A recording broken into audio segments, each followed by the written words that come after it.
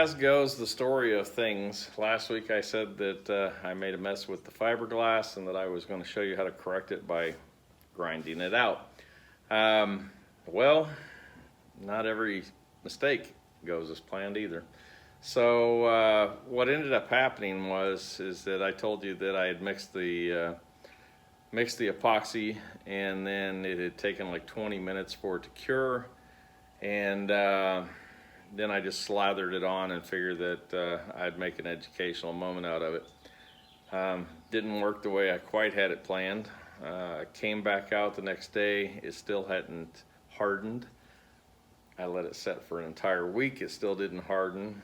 It's been about 10, 11 days since I did it now, still hasn't hardened. So, part two of fixing your problem. The only way that I knew to solve this issue is to remove it. So that caused me a lot more work. Wish that I hadn't have tried to make an educational moment out of it, because it was a real pain in the rear. But what I eventually had to do was I had to use a scraper. So in today's video, I have to start off where I left off last week. So I scraped it, just used a regular scraper to do that, sanded it down so it's nice and clean. We're going to start over again. What I also did was on the sides here, when I put my, I don't know what you want to call it, I put a board across this to find out where the shallow areas were. And I've got a small patch right down the center here that seems like it sucked in. I don't know if it was from the heat from the resin or what, but I need to build that out just a little bit. So I have that to do. I have the structural foam that goes in the top that's going to get poured, and then it's going to get, I'm going to use a rasp and file that down to fit the contour. After I'm finished with that, I'm going to coat this whole thing in epoxy, penetrating epoxy, to give it a little bit more waterproof tendencies, features, whatever you want to call it. I have tape on the side. On the other side, I don't have tape on there, so I'll show you what I did over here when I get to that. But I have that on here because I'm going to fill, there's a couple places I've got some gaps that I'm going to fill that with an epoxy adhesive, not only to hold it together, but also when it hardens, structurally it'll make it solid. There's small gaps anyway. I've got a fillet to do on the outside of this to round out. So what you'll end up seeing, let me step to the other side, is that this is rounded over the top. So it's going to round over the top, and then it's going to curve the opposite direction and step from here down to the next layer down. Then I'll finish this whole thing with epoxy, and I don't think I'll have any high and low spot areas in the center here because this is one solid sheet. I'll get this thing all set up, get it primed and ready to paint. And then I have the bottom section here that I've got to make the plates that go across the front. There's a trim piece that goes across the center I haven't made yet. I have to put all of the insulation inside these compartments underneath. So we make this nice and warm or cold, whichever you want it to be inside. I have the drawer bases, the drawer boxes to make today. I'm going to get those made. I've got a little bit of work to do to square off these channels because they do tilt in on the sides. I'm going to square these off for drawer glides, attach those to the drawer boxes. I'll have my drawers done. Got a little bit of work to do on the slide for the sleeper that gives you that extra extension. Yeah, I think that's pretty well going to set me up for this.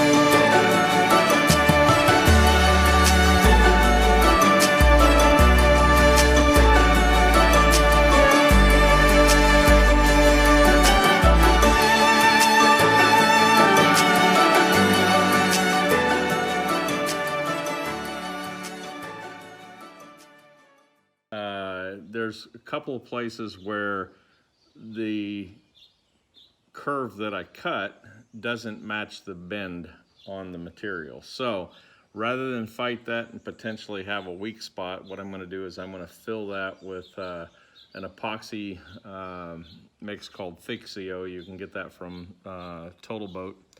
It's a marine supplier. But I'm gonna fill this, and what I've got here is from, I don't know, maybe 14 inches here, something like that, right in this general area.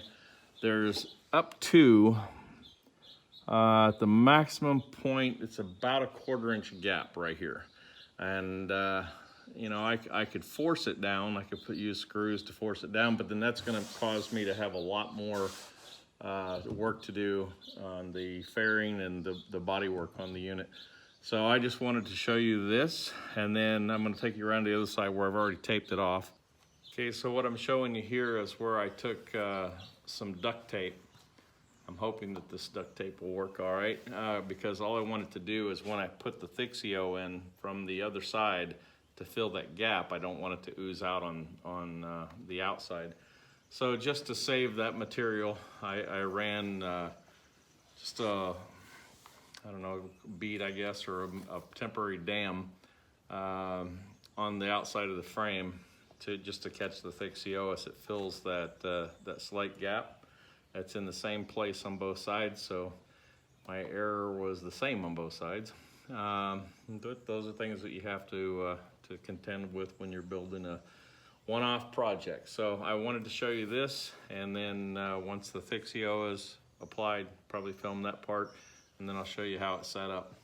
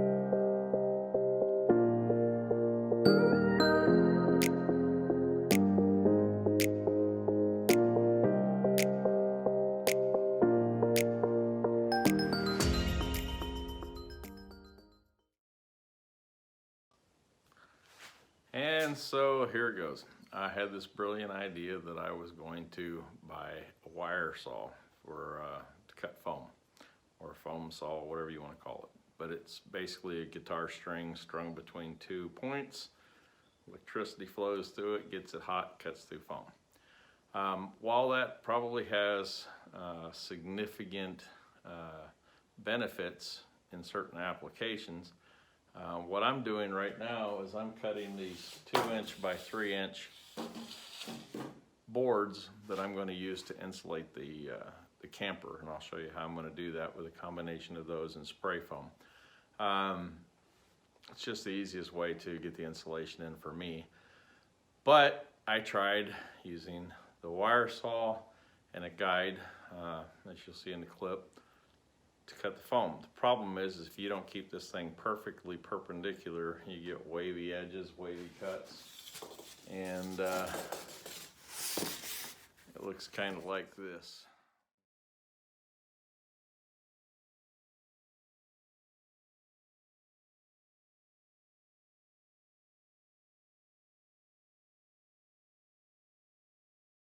Whereas if you use a table saw, you get a nice straight cut. So I will say that depending on what you're doing, large sheets of foam, you might want to treat them like lumber and just get them down to size with a table saw. I didn't have any issues with this. I have cut, there's a different type of foam.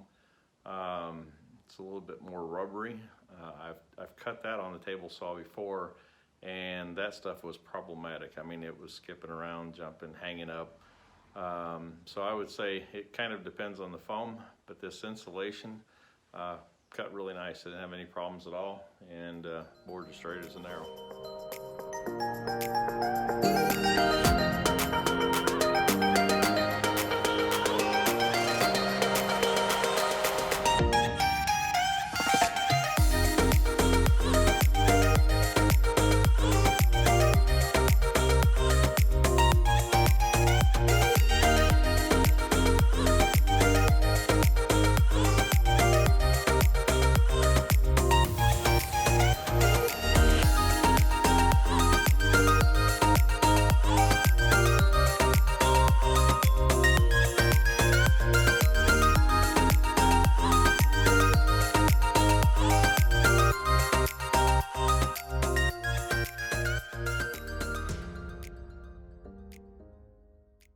I needed to match this side of the sleeper with the other side, so the first thing I'm doing is planking it.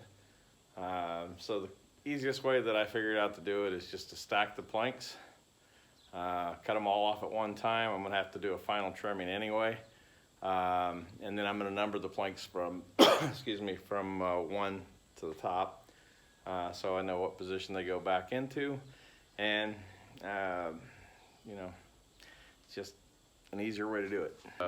Last week I told you the things that I was planning on working on this week, which was doing the bodywork on the front and getting it ready for fiberglass, and then I was going to work on the drawer system that I have on here, and I have done that, and as you'll see in the video, or maybe I've already seen in the video, you know, that's where we're at. But one of the other things that I decided to do this week is that, you know, I've been showing you guys more or less one side of the camper, just trying to keep the momentum going.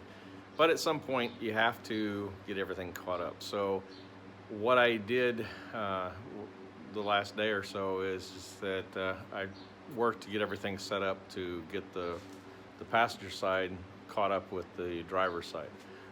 Everything looks really good. All the dimensions, the transitions, the contours, everything hasn't been without some work, but it's looking really good.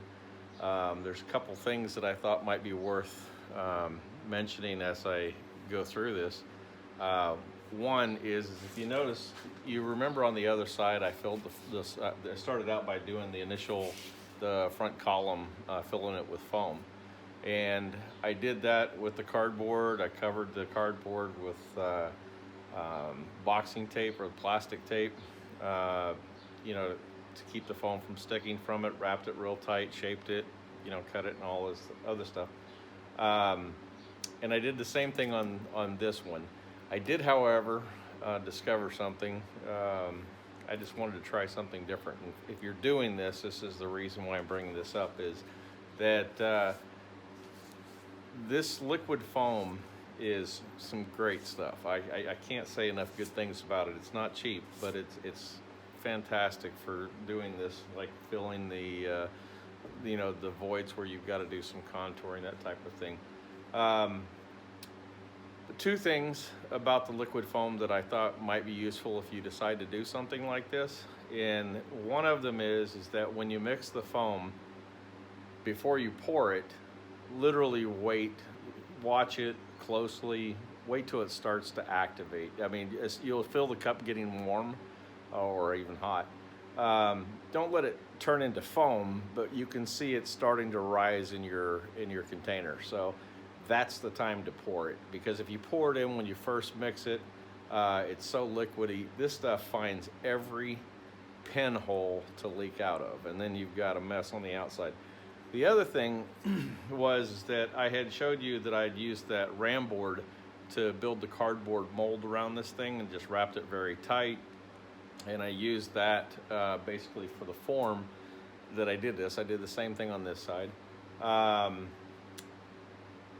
One thing that I did different though is that to avoid having all this leakage, I tried something and it worked out so well. Was instead on the outside areas that surround the cardboard foam, duct tape. This stuff really made that much difference. I just went around the outside of the cardboard, sealed all of the edges. You know, of course I wiped it off, blew off the sawdust, that kind of thing. But I sealed it with duct tape, and I didn't think I lost a drop. So just wanted to blow that out there so that if you do decide to take a shot at doing something like this, it's a good DIY tip.